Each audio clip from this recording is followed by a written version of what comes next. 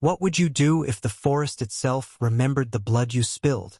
The fire was out, but the land still smoldered like a wound that refused to close. I walked where thousands of acres had burned to ash, my camera hanging useless at my side. I thought I was here to capture ruins, until I noticed the silence. No birds, no deer, not even insects, just blackened trees standing like tombstones. Then I saw it. A single trail of red, sharp against the gray earth. Not animal blood, human, fresh. And the air, it shifted. The stench of scorched iron slid into my lungs. My heart hammered. Something was moving in the haze, burned and eyeless, turning toward me. Not because it saw me, but because it smelled me.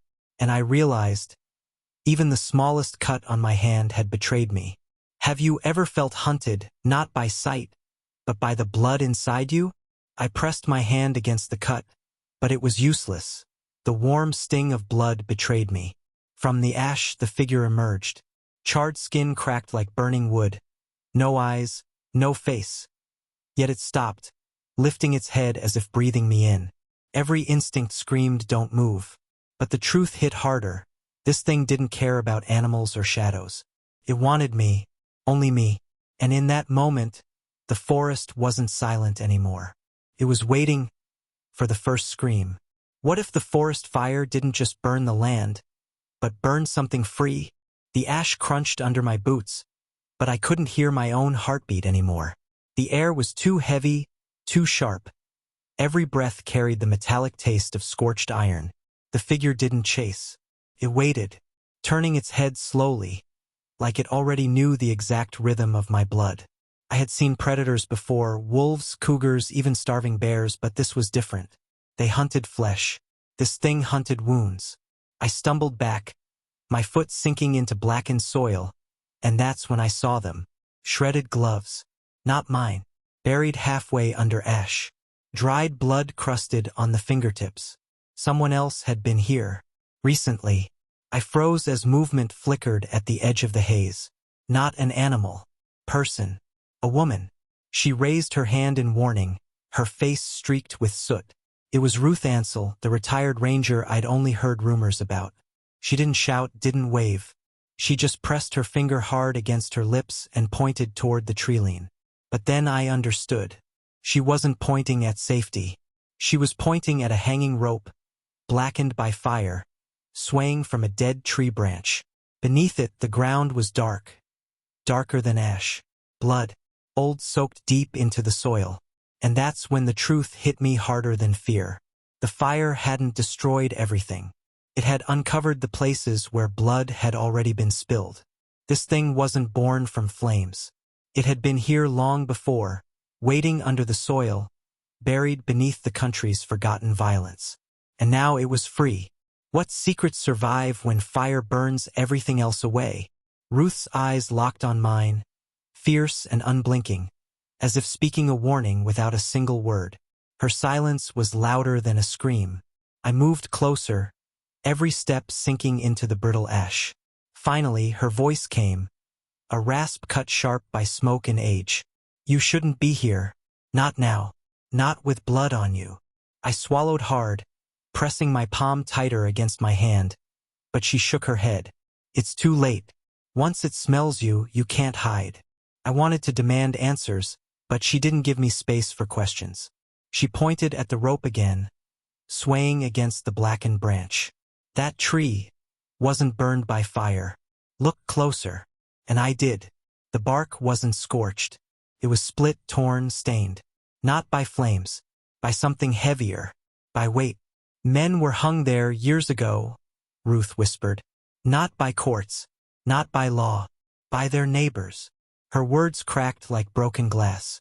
The fire didn't create that thing. The fire only burned away what covered it. A chill ran down my spine. I thought about the gloves buried in ash, the dried blood, the silence of the forest. "You mean it's always been here?" I asked. Her face hardened, the lines deepening around her eyes. "Longer than you can imagine. This land drank blood long before the fire. Battles, murders, punishments. Every drop stayed in the soil. That thing feeds on it.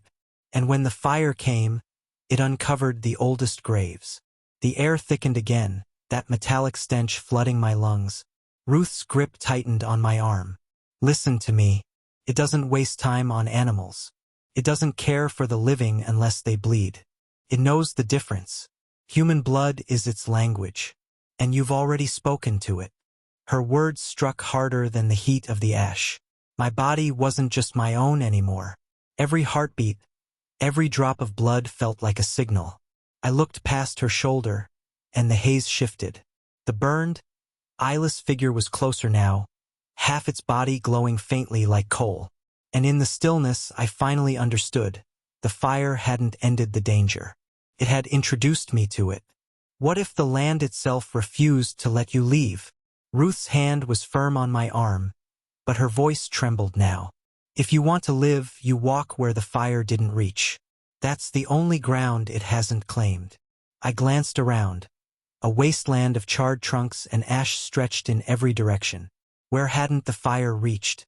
The forest was nothing but black and gray. She saw the panic in my eyes. The low ground, the marsh by the old road. Fire can't eat wet soil. That's where you run. I nodded, my throat dry. But when I turned, the figure was closer. No movement, no sound. Just there, as if the distance between us didn't matter. My hand throbbed with pain, blood seeping through my bandage. The stench of scorched iron thickened. We started walking fast, pushing through the ash. My lungs burned with every breath, but I dared not cough. The silence behind us was worse than footsteps. And then Ruth stopped dead. Her eyes were locked on the ground. I followed her stare. At first it looked like the soil was darker, wetter. Then I realized what I was seeing. Patches of earth stained deep red. Not fresh, not bright, old, but strong enough to bleed back through the ash after the fire. This was a battlefield once, Ruth whispered. Civil War skirmish. Men torn apart, left here. Their blood soaked deep. The fire unearthed it. That's why it hunts here stronger than anywhere else. I stared at her, words lost in my throat. The figure wasn't chasing us randomly. It was circling the places where blood was thickest, where history hadn't healed. Suddenly, Ruth grabbed my wrist, pulling me toward the marsh path. Don't step on that soil. If it smells fresh blood and old blood together, it won't stop. The ground beneath us cracked, the ash falling away like sand. For a split second I thought it was just fire damage, but then I saw it, bones, blackened, unearthed, pressing up through the earth like they were trying to escape. The eyeless figure tilted its head toward the sound. I froze, breath locked in my chest. Ruth's grip cut into my skin. And then I realized the cruelest truth of all. The fire hadn't only burned trees. It had dug up graves the world had chosen to forget. And in this forest, the past wasn't buried anymore.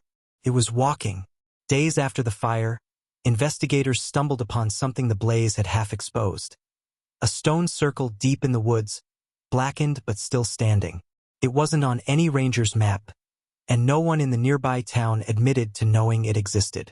Inside the circle lay melted glass bottles, scorched animal bones, and an iron cross fused to the rock. The strange thing? None of it was touched by the flames. Everything around it was ash, but the circle remained intact, untouched, almost preserved. One firefighter swore he saw footprints, small and bare, leading into the circle but never out. When he returned the next day, rain had washed the ground clean. Nothing remained except the circle waiting. The circle became the obsession of those who found it. Investigators returned, scientists measured the stones, and locals whispered old stories about a place where fire bows but never wins. One night, against protocol, a young ranger stayed behind to watch it alone. He carried no camera, no phone, just curiosity and the silence of the forest. Near midnight, the wind died. The charred bottles in the circle began to hum, faintly, like the sound of glass struck by a finger. The air shimmered, heatless but heavy, and then the bones inside the circle rearranged themselves, clicking one by one into a pattern too deliberate to be chance. The ranger never ran. He only whispered, "I understand now, before stepping into the circle. By dawn, the stones were cold again, the bottles silent, and the ranger was gone. No footprints, no ash, no trace. The fire had ended, but its secret had claimed one last witness. Sparkle subscribe to the Veil of Secret for more untold stories hidden in the smoke and shadows.